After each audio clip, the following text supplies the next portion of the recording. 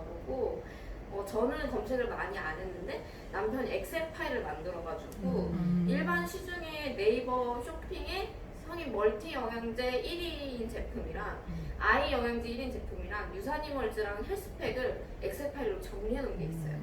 그 정도로 되게 꼼꼼하게 알아봤었거든요.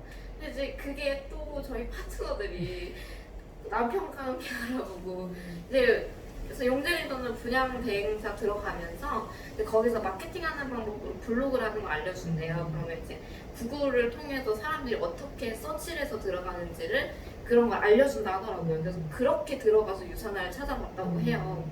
제가 오늘 들으면서 이런 것도 복제가 되는구나 느끼며 꿈도 저는 이제 인컴의 욕심? 뭐 이런 재물적인 욕심보다는 약간 타이틀 욕심이 있어요. 어제 스폰서님이랑 통화하면서 저희 스폰서님이 집에 오면서 나는 빨리 최연소 골드가 되고 싶다고 그랬거든요. 타이틀 욕심이 있는데 그것도 또 복제가 돼가지고 그리고 이제 그런 금액적으로 여유로운 제가 주급을 받았을 때 제 가족들이 정말 제품을 가격에 상관없이 마음껏 먹게 해주고 남편과 시어머니가 그런 얘기를 해줬거든요. 돈만 여유가 있으면 해독을 분기마다 한 번씩 하고 싶다. 그 반년마다 한 번씩 하고 싶다 이런 말씀을 하셨는데 그 꿈을 되게 이뤄주고 싶었어요. 금액에 상관없이 건강한 제품을 정말 우리가 마음껏 먹을 수 있게. 지금 남편이 글루코사민과 C300을 먹고 있는데 아껴 먹어요. 실정 유지 금액에 맞춰 먹겠다고 아껴 먹어요. 그래가지고 그러면서 저한테 영지야 빨리 영지가 돈을 벌면 나는 먹고 싶은 게 정말 많아 지금 이렇게 얘기를 하길래 알겠다고 그 꿈 이뤄주겠다고. 어쨌든 생일이어가지고 제가 케이크를 맞추면서 내년에 은퇴를 시켜주겠다는 제가 그런 케이크를 이렇게 레터링 케이크를 맞췄는데 사실 그게 제 목표였거든요. 내년에 루비 최연소 루비가 되는 게 그 꿈을 제 파트너들 꿈도 응원하고 제 꿈도 응원하면서 오늘 이런 좋은 제품을 가지고 있는 이 회사가 정말 네트워크 마케팅으로서 왜 성공할 수 있는지 많은 성공자분들이 왜 선택을 하셨는지에 대해서 맛깔나게 설명해 주실 저희 스폰서님이신 박소희 스폰서님을 앞으로 모시겠습니다. 안녕하세요. 지금 분당에서 살고 있는 박소희입니다. 오늘 저희 파트너님들이 앞서 긴 시간 동안 뭔가 방언이 터진 것처럼 제품에 대한 체험가에서 사실 뭐 회사에 대한 선택이라든지 제품에 대한 얘기는 제가 굳이 안 하고 요즘에 좀 제가 하고 있는 생각들 이런 것들을 같이 연결해서 좀 공유를 드리려고 해요. 저는 교육이라는 걸 전공을 했어요. 정확히 얘기하면 교육공학이거든요. 이게 아마 생소한 학문일 텐데 어떤 거냐면 쉽게 말해서 요즘에 온라인 교육이 대세잖아요.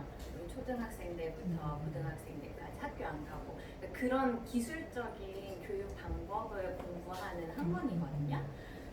그게 제가 십몇 년이 벌써 지났네요. 그 예전에 제가 처음 그 학문을 접했을 때 한 20년, 30년, 40년 있다가 일어날 일이라고 생각을 했어요.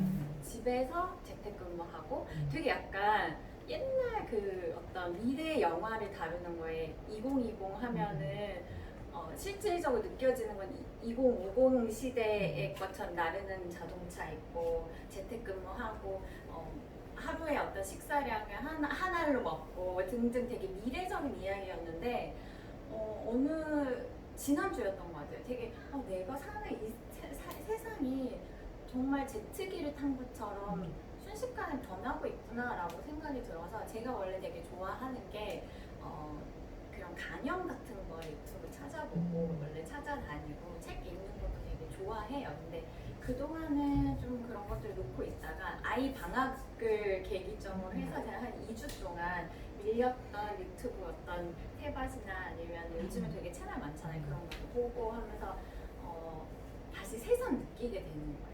진짜 이게 말로만 변화가 아니라 진짜 혁명이라고 표현하더라고요. 진짜 세상이 많이 변했다.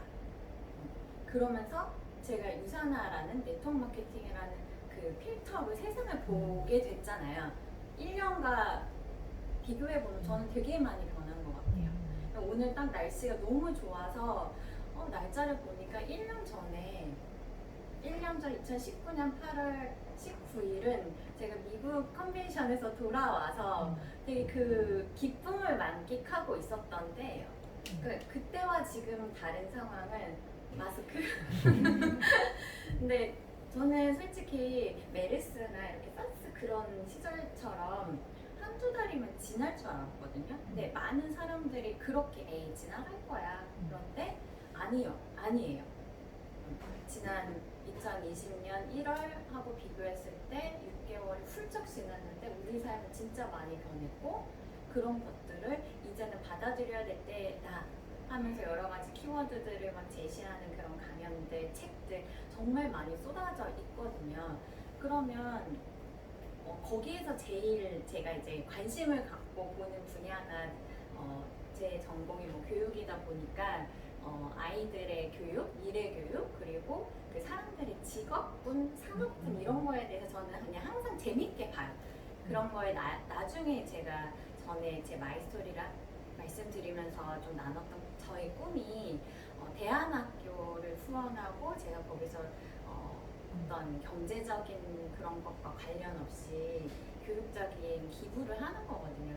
그러려면 저도 공부해야겠다라는 생각 때문에 꾸준히 그런 것들을 보는데 제가 이제 현업에서 학교 현장이나 아니면 기업에서 직원들을 교육하면서 느꼈던 제일 큰 회의감이 뭐였냐면 세상의 부자들은 공부만 잘한 사람은 아니더라고요. 근데 많은 학교 교육들이 수학, 과학, 영어, 국영수 이런 것들을 공부해서 좋은 대학을 가야 되고 근데 저는 다행히 좋은 기회를 받아서 공부를 했지만 사실 그런 거에 대해서 저는 되게 비판적으로 봤거든요. 저희 아이가 공부를 막 학원을 정말 많이 다녀서 대학을 간다고 저는 행복할 거라는 생각 안 했던 게 제가 행복감을 느끼고 있지 않았어요. 그런 삶 속에서. 오히려 더 행복하게 사는 사람들은 그 자기 삶을 되게 주도적으로 살고 본인이 하고 싶고 본인이 누리고 싶은 그런 것들에 대해서 찾아 나가는 그런 사람들이었거든요. 그러면 어떻게 그렇게 내가 살아야 되고 어떻게 우리 아이들을 키울 수 있을까 그런 고민들을 되게 많이 했는데 이제 그럴 수 있는 세상이 왔더라고요. 정말. 근데 그러면서 또 하나는 산업이 굉장히 많이 변했잖아요. 예전에는 국영수를 공부해서 혹은 수학과학을 공부해서 이공계를 가서 기술을 공부해서 회사를 들어가서 등등 근데 그런 어떤 방정식이 다 이제는 맞지 않고 굉장히 많은 변화 속에 그런 흐름 속에 합류를 해야 되고 내가 변해야 된다 이런 것들을 되게 많이 이야기를 해서 내가 진짜 네트워크 마케팅을 잘 선택했구나라는 그런 생각들을 하게 됐는데 요즘에 뜨고 있는 직업군이 뭐예요? 뜨고 있는 영지 호스트님 본인이 하고 있잖아요. 제가 하고 있으니까 네트워크 마케팅이요. 네, 네트워크 마케팅을 제외하고 블로그나 맞아요. 인스타그램을 통해서 공부나 추천. 네, 제가 말씀을 드리고 싶었던 게 우리는 많은 세상이 변하고 산업이 변하지만 우리가 먹고 자고 소비하는 것들은 기본적인 것들은 사실 변하지 않아요. 그러니까 결국은 쉽게 말해서 그러니까 유통이라는 큰 틀은 변하지 않고 유통의 방법들이 이제 변하잖아요. 옛날에는 무조건 길가에 있는 상점에 가서 내가 필요한 것들을 샀다면 그것들이 뭐 홈쇼핑이라든지 아니면 인터넷 쇼핑몰 이렇게 흐름이 변하는데 이제는 그런 어떤 물리적인 공간을 제한이 없이 내가 어떠한 형태로든 할 수 있는 결국 이제 디지털의 발전이라고 해야 되나요? 그런 것들이 하는데 예전에 초창기에는 블로거들이 파워블로거가 돼서 그 안에서 공부를 한다든지 근데 이제 그게 인스타로 이제 많이 넘어왔더라고요. 어떤 그 전문가는 얘기하는 게 지금 우리 유통상의 소매가 대부분 인스타로 많이 넘어갈 거라고 하더라고요. 근데 결국에 그 종착역은 직거래인 거예요. 회사와 소비자의 직거래.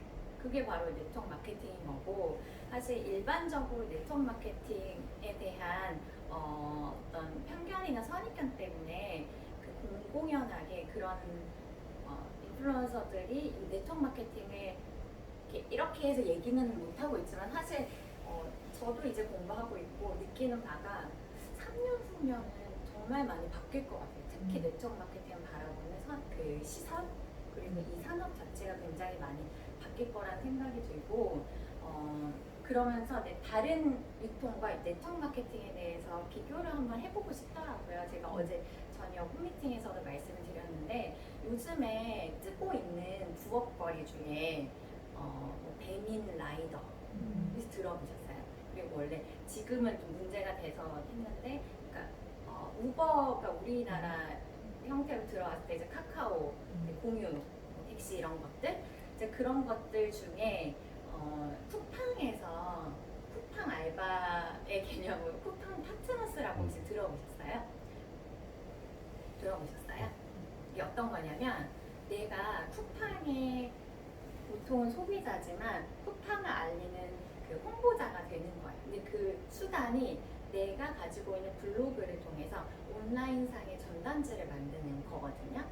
그래서 사람들이 요즘에 다 검색을 하잖아요. 제품에 대한 검색, 뭐 쇼핑몰에 대한 검색. 그러면 자기 본인의 네이버 블로그에 들어와서 그 링크를 통해서 쿠팡의 제품을 사면 그 매출에 대한 걸 나한테 3%를 주는 어떤 시스템이에요. 그런 게 최근에 되게 붐을 일으켜서 심지어 그거 초창기 했던 사람들이 강의를 하는 컨텐츠들도 있을 정도더라고요. 근데 그걸 제가 네트워크 마케팅의 프레임으로 보니까 필터를 보니까 너무 하수인 거예요. 그냥 판매잖아요. 쉽게 말해서. 근데 일반적으로 우리가 알고 있는 뭐 인스타, 블로그 그런 공부라든가 방금 말씀드렸던 쿠팡 파트너스 결국에 이거는 판매인 거예요. 이거하고 네트워크 마케팅이 뭐가 다르냐? 얘는 판매를 하는데 사실 그 회사하고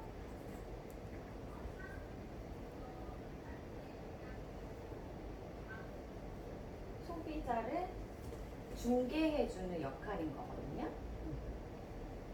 근데 네트워크 마케팅은 회사와 소비자를 직거래해서 연결해 주는데 나를 통해서 생기는 소비자 그룹들이 나의 유통망에 권리가 되어서 거기 일정 부분의 수입을 안정적으로 받아가는 그런 구조인 거죠.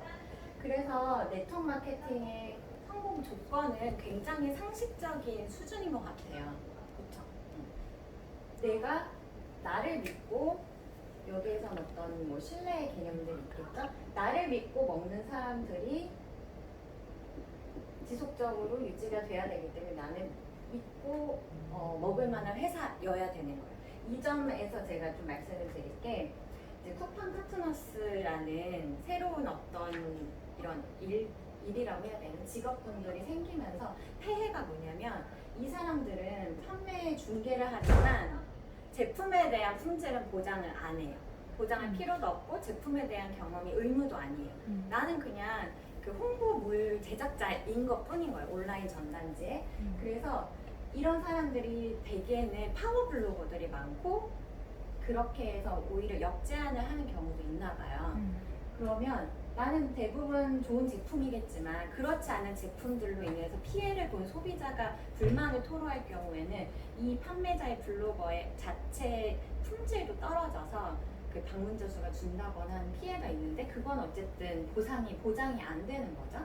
그러니까 그럼에도 불구하고 사람들이 이걸 왜 하느냐라는 그 시점으로 봤을 때는 일단 우리 사회가 너무 많이 바뀌고 있고 내가 원래 하고 있던 어떤 노동의 대가로 받는 그런 수입들이 한계가 있으니까 계속적으로 새로운 어떤 탈출구를 찾고 있는 거고 그런 것들이 여러 가지 형태의 일로 나타나는데 이제 네트워크 마케팅은 내가 믿을 만한 회사를 선정하는 게 우선인데 그거에 대한 조건은 우선은 회사 자체가 합법적이어야 되겠죠? 아까 두 분의 마이스토리를 통해서 들었다시피 공정거래위원회라든지 그리고 이 회사가 법적으로 안전한지 선택하는 여러 가지 기준들이 있는데 우선은 유산화. 우리가 알아보고 하고 있는 이 유산화라는 회사는 합법적인 당연히 회사고 역사적으로 28년이 된 회사죠. 그리고 우리나라에는 들어온 지 이제 17년이 되었고 결국에는 많은 전문가들이 이야기할 때 회사의 흥망성쇠는 있잖아요. 근데 10년 이상 안정적으로 운영되는 회사. 그리고 두 번째는 이 회사가 그리고 성장 가능성이 있는지. 이게 저는 굉장히 중요하다고 봐요. 소비의 트렌드는 굉장히 많이 바뀌고 있고 사람들이 뭐 먹는 거든 아니면 입는 거든 등등 여러 가지 패턴들이 많이 바뀌어요. 하지만 적어도 건강기능식품에 있어서는 그 건강이라는 본질적으로 거기에 제품 기술력도 있고 그 회사가 안정적으로 거기에 투자를 하고 끊임없이 성장하고 있는가라는 부분인 건데 이제 유산화는 이 업계에서 한 5년, 6년 전부터 꾸준하게 매년 30%씩 이상 성장을 하고 있고 이제 작년 매출 기준으로 해서 발표된 자료에 의하면 그 업계 6위를 달성했다고 하죠. 그리고 이 회사하고 더불어서 봐야 될 게 이 회사가 만드는 제품인 거예요. 제품. 사실 쿠팡 같은 경우에 제가 한 6년 전에 저희 아들이 기저귀 때문에 정기 배송은 그때 처음 경험했어요. 2달에 한 번씩 그 기저귀가 이렇게 한 번씩 오는데 그때 이제 쿠팡이라는 서비스 소셜 커머스에 대해서 제대로 경험하면서 아 이렇게도 할 수가 있구나. 내가 막 밖에 나가서 사지 않아도 그때부터 이제 쿠팡과 비롯해서 일종의 구독 유통이랑 그 소비 이런 개념들이 많이 나왔는데 결국에는 일상적으로 쓰는 것들은 이러한 제품들, 이러한 소셜 커머스를 이용해도 되지만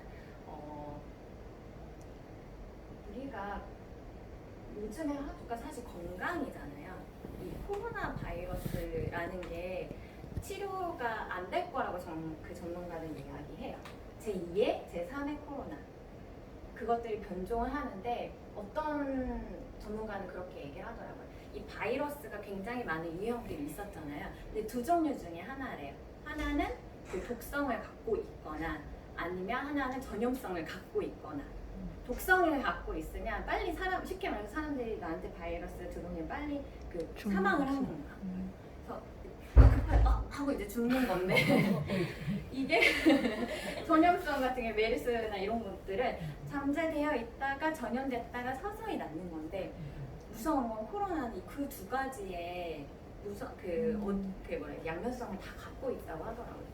그게 처음에 무증상으로 가지고 있다가 내 몸에 사람들과 접촉하면서 그게 서서히 폐 기관에 들어오다가 그게 독성으로 변하는 그렇기 때문에 결국에는 역으로 내가 그 바이러스를 이길 만한 면역 체계를 해야 된다 해서 사실 지금의 하도는 면역 건강인 거예요. 그럼 건강 분야에서 최고의 회사를 선택을 해야겠죠. 여러분들이 드시고 있는 유산화 헬스 사이언스입니다. 네. 그러니까 이게 결국에는 시장의 마켓 상황에서도 반증을 하는 것 같아요. 전 세계에서 이쪽 분야에서 1위가 건강기능식품. 그리고 우리나라도 건강 분야에서는 사실 후진국이라고 이야기할 수 있어요. 왜냐면 우리는 사실 식단 자체가 건강식들이 많았는데 이제 최근에 식습관이 서구화되면서 많은 질병들이 이제 들어오기 시작했죠. 그러면서 우리나라도 이제 건강기능식품이 마켓에서 따졌을 때 한 50% 정도 차지하게 되는 거고 여기에서 정말 중요한 게 이 회사가 제품을 직접 연구하고 생산하느냐예요. 이게 쿠팡하고 정말 다른 점인 거예요. 쿠팡은 그냥 쇼핑몰이에요. 여기에 수많은 제품들이 있죠. 근데 거기에서 직접 만드는 건 없어요. 그냥 브랜딩만 쿠팡이라는 걸로 하는데 이게 왜 문제가 되냐면 일단 회사의 성장성 기본적으로 이 회사가 제품력을 가지고 있다면 제품에 문제가 있을 경우에 빠르게 대처할 수 있고 안정적인 소비 자본을 가져갈 수 있고 그 제품은 계속 리뉴얼이 되겠죠. 그리고 그걸 이용하는 소비자도 안정적으로 그 제품으로 인해서 많이 효과를 받게 되고요. 제가 그 전직이 그 제약회사라고 말씀을 드렸잖아요. 그런 부분이 저는 진짜 와닿아요. 그러니까 여기 계신 분들도 와닿겠지만 어떤 점이 좀 와닿냐면 이 직접 연구하는 인력, 그리고 그들이 근무하는 사무실, 그리고 생산하는 생산 부지, 설비 이런 것들을 만들고 운영하기 위해서는 우선 기본적으로 회사의 철학이 정말 중요하거든요. 이걸 그냥 단순히 만든다는 거는 결국 회사는 이익을 만드는 집단이기 때문에 최소의 비용을 투자하고 최대의 효과를 얻으려고 해요. 그래서 사람들이 쉽게 현혹될 수 있게 유명한 연예인을 기용해서 마케팅을 한다거나 요즘엔 인플루언서들이 많이 그런 것들 홍보를 하는데 결국에는 그 제품 자체에 대한 품질은 보증을 못한단 말이에요. 근데 정말 그 셀트리온에서 제가 경험을 했던 게 우리 영지 리더님이 얘기하는 그 FDA 소반대 이 FDA가 미국 식약처거든요. 이 식약처가 사실 전 세계 그 음식과 아까 먹는 것과 의약품에 대한 표준이에요. 더불어서 이제 유럽 쪽에 있는 EMA라는 그런 기관들이 있는데 어쨌든 이런 기관들이 표준이기 때문에 이 표준에 따라가려면 후진국에 속했던 한국의 어떤 인력이나 그런 기술이나 이런 여러 가지 것들이 따라가려면 굉장히 많은 투자들이 필요하거든요. 그럼 이 회사가 진짜 이 제품에 대해서 잘 만들어야겠다라는 철학이 없으면 안 돼요. 근데 결국에는 지금과 같은 사회라면 그 회사가 갖고 있는 그 중심을 잡고 있는 그 회사의 운영 철학이 굉장히 중요하거든요. 근데 유산화는 사실 그 시초 자체가 네트워크 마케팅 회사가 아니라 제대로 건강기능식품을 만들어보자라고 해서 시작을 했기 때문에 제대로 된 제품을 만들었고 직접 연구를 했고 근데 그 연구가 단순히 1, 2년이 아니라 수십 년 동안 그 전에 의학연구소에 기점으로 하면 사실 40년, 50년 정도 되어가죠.